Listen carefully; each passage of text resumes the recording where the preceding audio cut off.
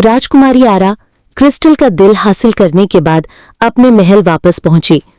उसके अंदर एक नई ताकत चमक रही थी। उसने सीधा उस बंद कमरे का रुख किया जो महल के तारीक तरीन हिस्से में था। उसका दिल तेजी से धड़क रहा था, लेकिन उसे अब कोई खौफ नहीं था। बौने भी उसके पीछे पीछे आए। उनकी आंखों में तजस्सुस और कुछ खौफ था। दानिश बौना फिक्रमंद लग रहा था। राजकुमारी आरा ने अपना चमकता हुआ हाथ दरवाजे पर रखा। उसके हाथ से एक क्रिस्टल की रोशनी निकली और दरवाजा चमकने लगा। दरवाजे पर बनी पुरस्रार अलामतें चमकने लगी और दरवाजा आहिस्ता आहिस्ता खुलने लगा। अंदर एक बहुत बड़ा खाली कमरा था, जहां बीच में एक स्याह रंग का बड़ा आईना रखा था। आईना धुंधला और पुरस्रार था। राजकुमारी आरा और बोने कमरे में दाखिल हुए। राजकुमारी आरा ने हैरानी से आईने को देखा। दानिश बोने ने घबराई हुई आवाज में कहा, "ये वही गहरा आईना है जिसके बारे में कहानियों में लिखा है। ये माजी और मुस्तकबिल को दिखा सकता है।" राजकुमारी आरा ने आईने के करीब जाकर उसे छुआ। उसके अंदर की क्रिस्टल की ताकत आईने में मुंतकिल होने लगी। आईना चमकने लगा और उसमें जंगल का एक पुराना मंजर दिखाई दिया। आईने में एक छोटी सी रोशन चिड़िया दिखाई दी जो एक फूल से रस चूस रही थी। वो बहुत प्यारी लग रही थी। फिर मंजर बदल गया और वो चिड़िया एक काले पुरस्रार बीज को जमीन में दफन कर रही थी। बौने हैरानी से चीखे। गुरगुर ने कहा, "ये तो वही बीज है।" मंजर फिर बदला। बीज से एक काला फूल निकला जो जंगल की खूबसूरती को आहिस्ता आहिस्ता निगलने लगा। और फिर वो चिड़िया एक दरख्त पर बैठी हुई थी। उसकी आंखें चमक रही थीं और वो जंगल को मुरझाते हुए देखकर मुस्कुरा रही थी। राजकुमारी आरा का दिल धक से रह गया। ये तो वही बुलबुल सुर थी।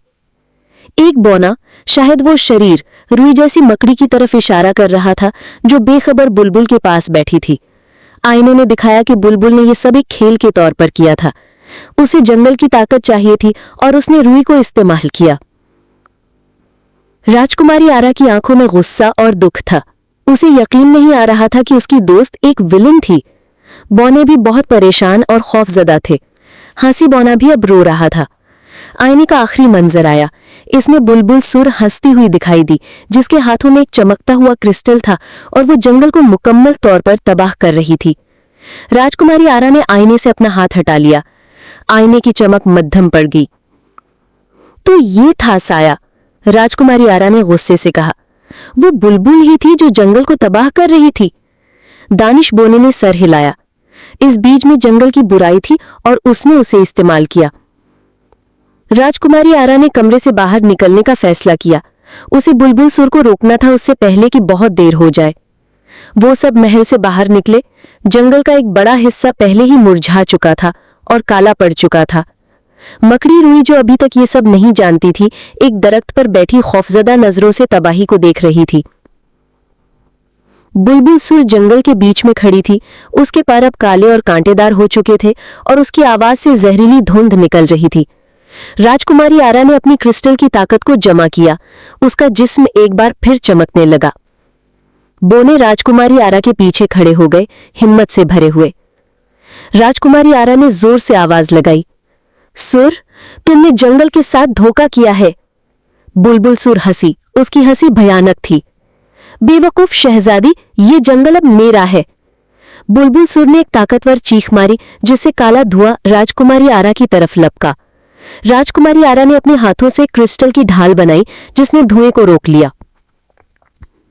बौना ने अपनी अपनी छोटी छोटी ताकतें इस्तेमाल करना शुरू कर दिया। शरीर ने पत्थर फेंके, दानिश ने जादुई धागे बनाए। बुलबुल सुर को गुस्सा आया। उसने एक बड़े दरख्त को अपनी ताकत से जला दिया। मकड़ी रुई ये देखकर सकते में आ गई। उसे बुलबुल की हकीकत समझ आ गई। रुई की आंखों में आंसू आ गए। मकड़ी रुई ने फौरन अपना सबसे मजबूत और चमकदार जाल बनाना शुरू कर दिया। राजकुमारी आरा और बुलबुल सुर लड़ रहे थे। राजकुमारी आरा की रोशनी और बुलबुल की तारीकी टकरा रही थी। जब बुलबुल सुर ने एक बड़ा हमला करने के लिए तैयार हुई, तो मकड़ी रुई ने अपना जाल उस पर फेंक दिया। जाल ने बुलबुल सुर को पूरी तरह से जकड़ लिया।